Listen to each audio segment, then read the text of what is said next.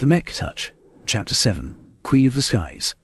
Winner, Cassie Thox. I lost. ... The seventh snake sat back in his chair, exhausted even though he had been playing a simulation. The desperate dodging, the careful shots, that impulsive dive at the end. The high-intensity action echoed with his heart. He did not even begrudge his loss to Cassie Thox. That final dive had been an attack that would have resulted in a Pyrrhic victory at best. Fighting in a way that killed 1,000 men while losing 800 might be fine in Iron Spirit, where repairs were cheap and fast. In the real universe, such a reckless action was a good way to find yourself into a coffin or retired to a desk job. Triceratoses, that was amazing. Oh. The seventh snake. I know, I'm going to pay for it in repairs. Triceratos. Man, you really should have won. That dive was so brilliant. Especially the way you contorted your mech at the last moment. The seventh snake. Nah. I deserve that loss. I was too caught up in the moment to realize the Phantasia's legs couldn't possibly penetrate the shell of an Excelsior. For all his practice sessions, he still lacked the maturity and experience of an actual pilot. He was still young, so he could afford to make those kinds of mistakes. Triceratopses. So, how was the Seraphim? Do you regret buying it? The seventh snake.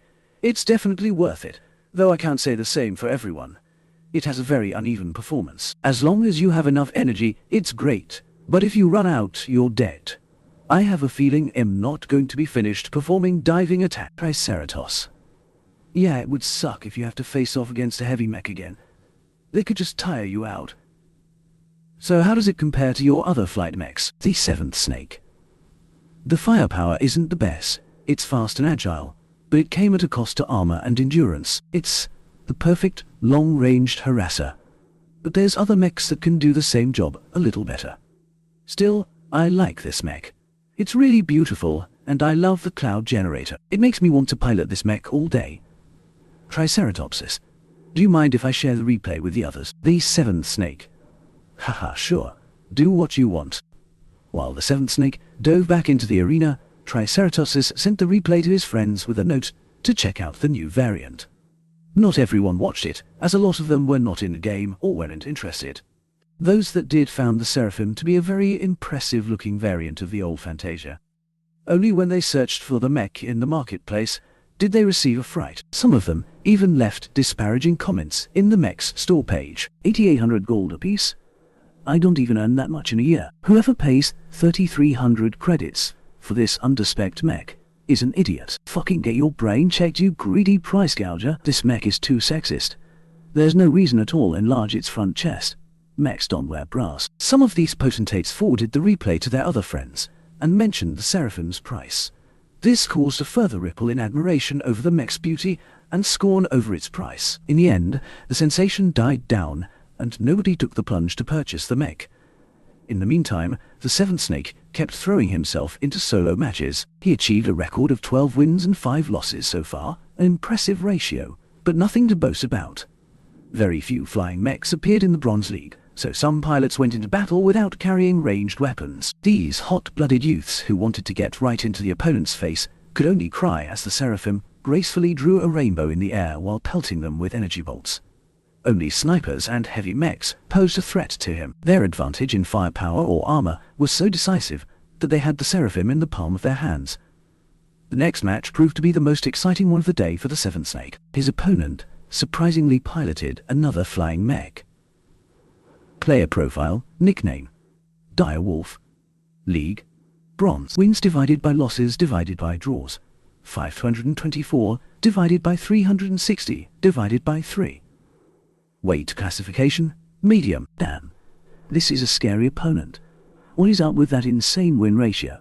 I've never seen a ratio that high in the Bronze League. The seventh snake was sweating in his seat. The mech model also caused him to raise his vigilance. The Lost Constellations Company was one of the more mysterious mech manufacturers even way back then at the start of the age of mechs. They adhered to a different design philosophy and were the first to introduce animal-shaped mechs in the battlefield. The famed Model VF had been designed like a vulture.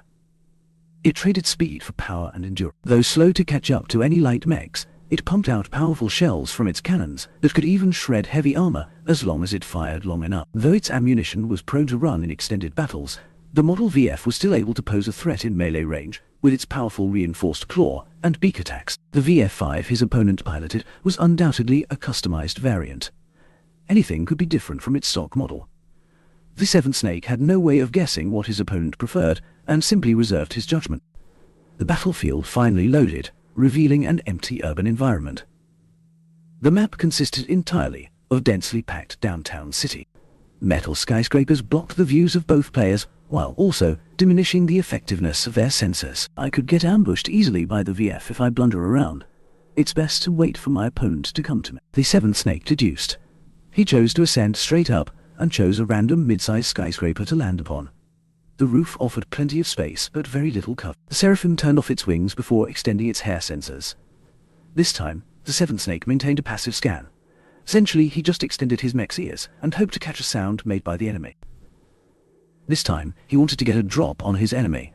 If he could take the time to make his first shot, he might be able to cripple the VFS wings. He stayed patient as 5 minutes passed. The time limit for a solo battle was 30 minutes, so he had plenty of time to spare. He was prepared to stand there and wait 25 minutes if necessary. He really couldn't relax against an opponent with such an impressive win record. The sweat trickled down the back of his neck as he continued waiting patiently. The alarm at the 13th minute almost threw him off the seat. Finally, you moved.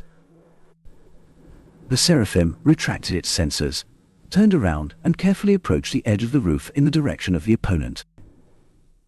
He spotted the VF-5 hovering at a generous pace, reserving its speed, but making sure to keep up a juking pattern in its flight. He's trying to draw me out.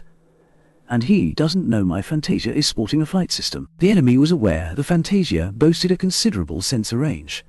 Instead of fruitlessly trying to search the Seraphim, he instead flew around seemingly lazily.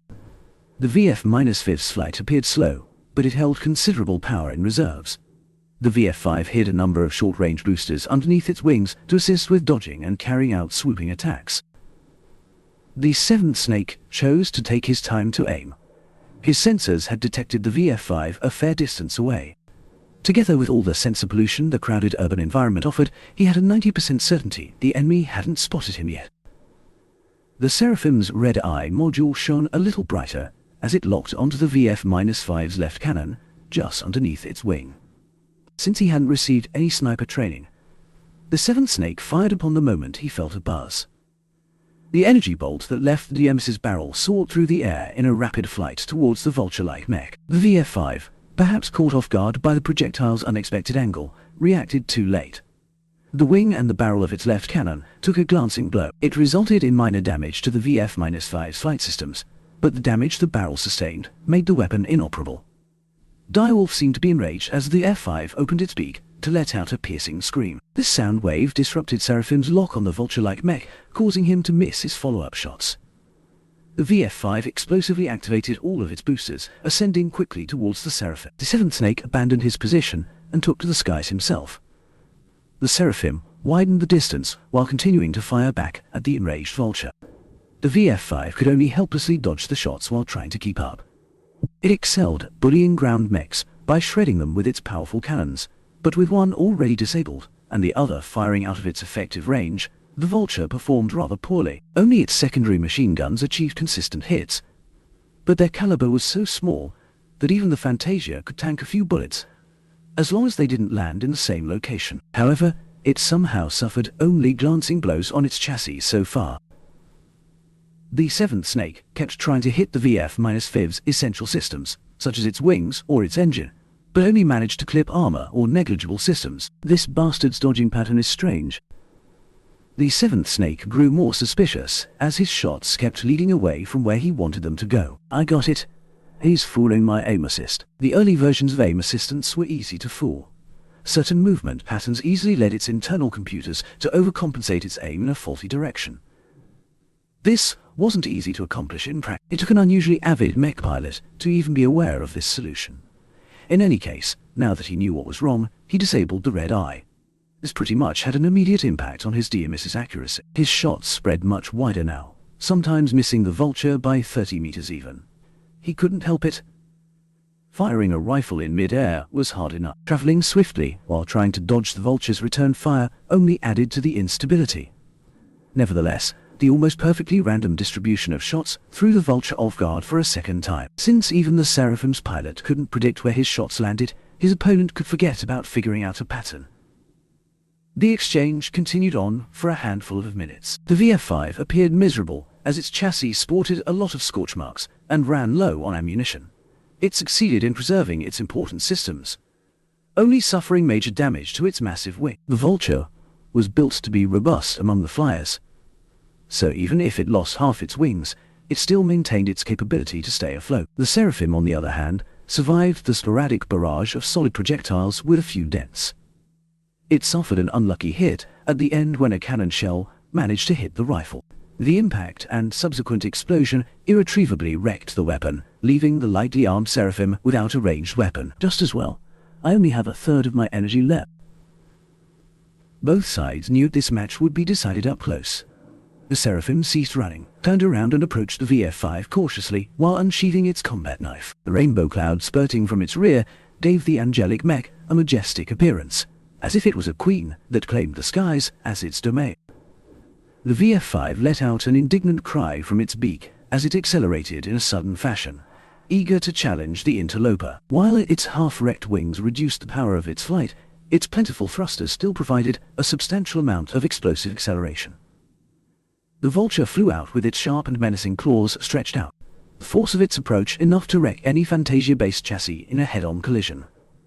The Seventh Snake flitted to the side and used his superior agility in the air to keep his mech safe. He swiped the VF-5 with his combat knife, scoring occasional hits but unable to deal any critical damage.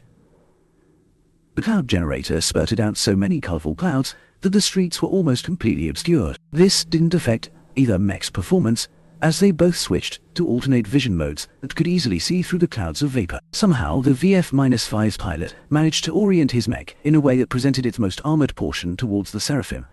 This let the VF-5 use its abundant armor to block the small knife. If the Seraphim's arms possessed more power and carried a better weapon, then it would have carved the VF-5 apart by now. Instead, it had to dodge the VF-5's fatal claw strikes with every approach, suffering a few glancing blows in return, one of which simply sheared off both its legs at the knees. The Seventh Snake felt constricted, and as his energy reserves fell to the last 10%, he again staked odds to a final blow.